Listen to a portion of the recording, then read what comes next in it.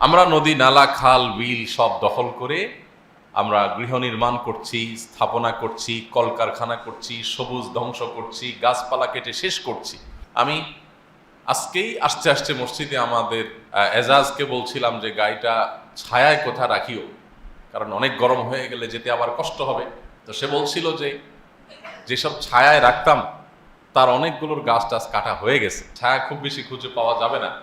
মসজিদের তো আর নিজস্ব গ্যারেজও না যে গাড়ি রাখা যাবে। তো আমরা যেভাবে বৃক্ষ নিধন করছি প্রত্যেকে যার যার মতো, আমাদের একটুও বুক কাঁপে না আমরা একটা গাছ যখন কেটে ফেলি। হ্যাঁ, প্রয়োজন হলে গাছটা মানুষ কাটতেই পারে, সেই সুযোগ ইসলামে রয়েছে, কিন্তু সেটা প্রয়োজন হলে, বিনা প্রয়োজনে একটি গাছ, একটি পাতা, একটি লতাও যেন মানুষ না ছিঁড়ে নষ্ট না করে, সেই শিক্ষা ইসলাম আমাদেরকে দিয়েছে।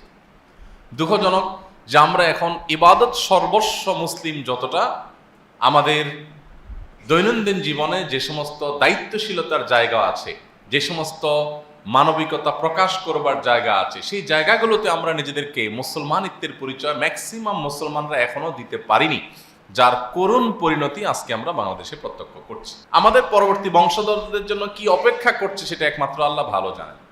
আপনারা জানেন দেশের বিভিন্ন অঞ্চলে পানির জন্য যে হাহাকার শুরু হয়েছে, এটি দিন যত যাচ্ছে তত ভয়ঙ্কর থেকে ভয়ঙ্কর পর্যায়ে চলে যাচ্ছে। আমি নিজে উত্তরবঙ্গের বেশ কয়েকটি জায়গায় সফর করার সৌভাগ্য আমার হয়েছে, দেখার সুযোগ হয়েছে। সেখানকার কিছু করুণ দৃশ্য আমাকে দেখতে হয়েছে। তোমাদেরকে একটা হলো ঠাকুরগাঁয়ে আমি নিজের চোখে দেখেছি, বহু টিউবওয়েল পড়ে আছে, হাহাকার করছে, কোনো টিউবওয়েলে পানি নাই, পানি উঠছে না। এবং আমরা আসুন্না ফাউন্ডেশন থেকে আমরা নলকূপ স্থাপন করার যে একটা কার্যক্রম আমাদের আছে, সাদকা জারিয়া কার্যক্রম হিসাবে, এই নলকূপগুলো বসানোর ব্যাপারে আমরা এখন নতুন করে ভাবছি, আদৌ নলকূপ বসিয়ে কাজের কাজ সব এলাকায় হবে কিনা, কোথায় হবে কোথায় হবে না। না হলে টাকা পয়সা খরচ করে আমি একটা নলকূপ দেব, কদিন পরে সেটা মরুভূমির মতো হাহাকার করতে থাকবে, পানির লেয়ার নিচে চলে গেছে, পানি নাই, চাপছে মানুষ, চাপকল চাপ করে পানি আসছে না। একটি দুটি নয়, আমি অগণিত এরকম চাপকল দেখেছি যে মাইলকে মাইল এরিয়া পর্যন্ত, শহর তো বটে, গ্রামের ভেতরে আমি দেখেছি পানি নাই, চাপকলে পানি উঠছে না। এবং মানুষ দূর দূরান্ত থেকে মাইলকে মাইল পথ হেঁটে গিয়ে কোনো রকম তাদের প্রয়োজন পূরণ করার জন্য পানি সংগ্রহ করছে। পুকুরগুলোর পানি তলায় চলে গেছে, কোনোটি শুকিয়ে গেছে, খালবিলগুলো শুকিয়ে চৌচির হয়ে গেছে, আপনারা দেখতে পাচ্ছেন। এবং সাতক্ষীরাতে আপনারা অনেকে ইতিমধ্যে দেখেছেন, বিভিন্ন জাতীয় দৈনিক এবং গণমাধ্যম নিউজ করেছে যে একটি গ্রামে বহু সংখ্যক মানুষ ক্যান্সারে আক্রান্ত হয়ে মারা গেছেন শুধুমাত্র পানির সংকটের কারণে। তারা বৃষ্টির পানি ধারণ করবার জন্য যে পদ্ধতি অবলম্বন করেছে, গবেষণায় প্রমাণ হয়েছে, সেখান থেকেই ক্যান্সারের উৎপত্তি, এবং সেটির কারণে গোটা গ্রাম মরে সাফার উপক্রম।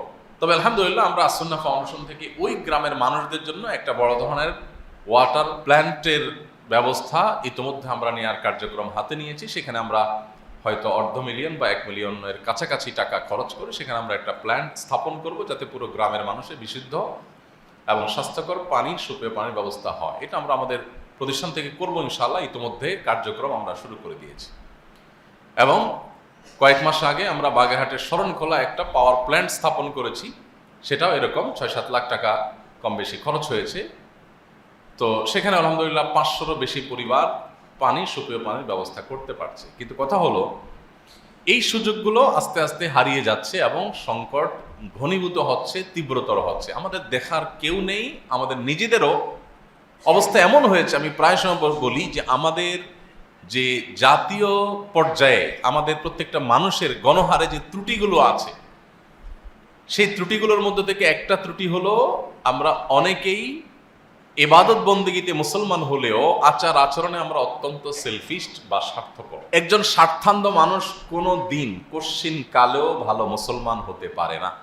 তার নামাজ দিয়ে, তার রোজা দিয়ে, তার হজ দিয়ে, তার ওমরা দিয়ে, তার মসজিদ নির্মাণ দিয়ে, তার মাদ্রাসা নির্মাণ দিয়ে, কোরআন তেলাওয়াত দিয়ে, জিকির আজকার দিয়ে, তার ওয়াজ মাহফিল করে, ওয়াজ মাহফিল করিয়ে, তার টুপি লাগিয়ে, তার দাড়ি লাগিয়ে, এই সব কিছু করার পরও আপনি ভালো মুসলিম হতে পারবেন না, যাবত না আপনি স্বার্থান্ধতার বেড়াজাল থেকে, এর গণ্ডি থেকে আপনি বেরিয়ে বা আসতে না পারেন। স্বার্থানদের এই জায়গায় যদি আপনি দাঁড়িয়ে থাকেন, তো আপনি কখনো মুত্তাকি, আপনি কখনো ভালো মুসলমান হতে পারবেন না। আপনি নিজেকে নিয়ে ভাবতে হবে, আশপাশে মানুষ নিয়ে ভাবতে হবে। এখন আমাদের অবস্থা হলো, চাচা আপনার জান বাঁচা, আমি ভালো আছি কিনা, বড় জোর আমার মানবিকতার গণ্ডি, আমার উদারতার গণ্ডি, আমার ভালোবাসার গণ্ডি, এটা হলো আমি, আমার স্ত্রী, আমার ছেলে মেয়ে।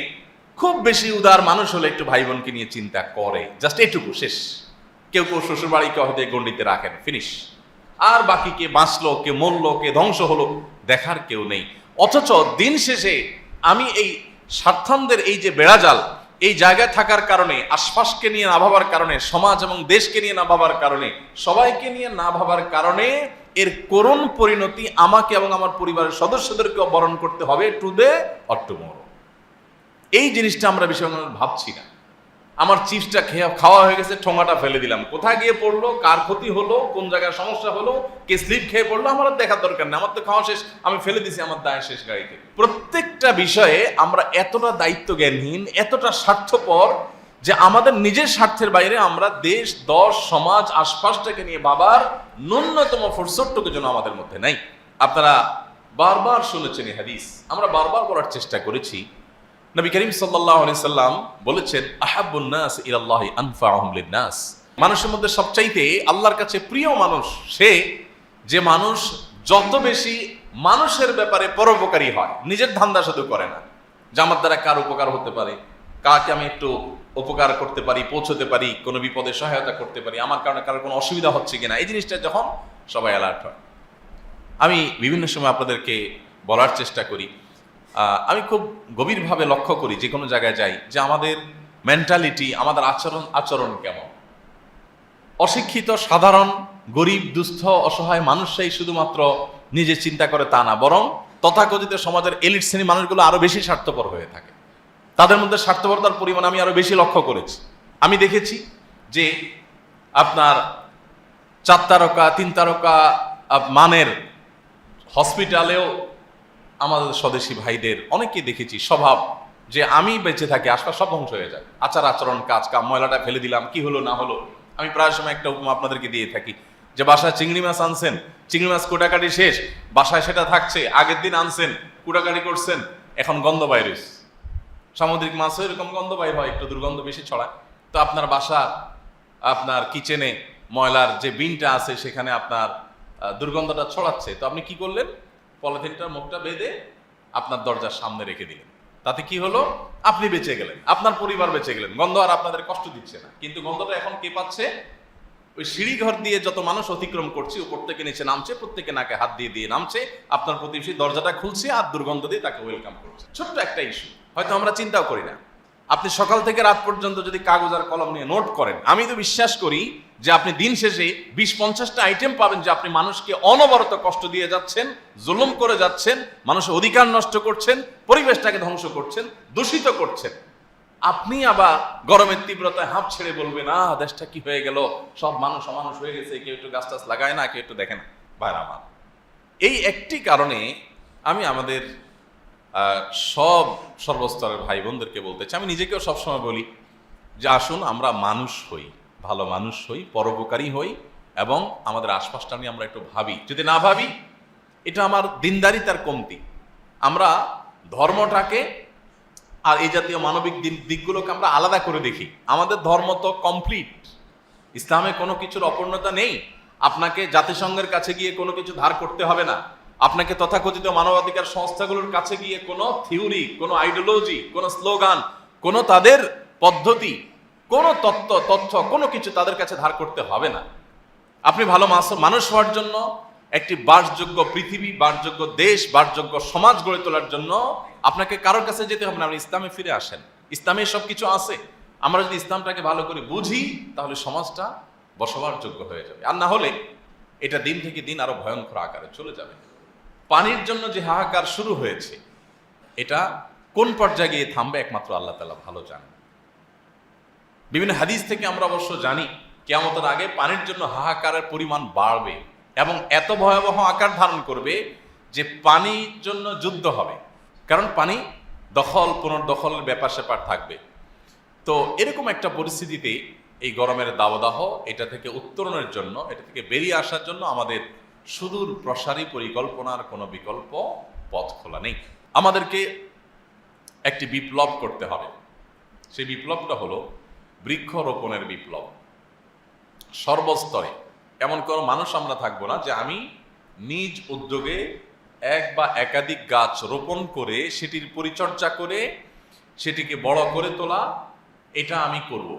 আমার সন্তানকে যেরকম আমি গড়ে তুলি, আমার পরিবারকে যেরকম আমি গড়ে তুলি, আমি কিছু গাছ এরকম লাগাবো, সেগুলো প্রাণ, এবং সে প্রাণগুলোকে আমি গড়ে তোলার চেষ্টা করব।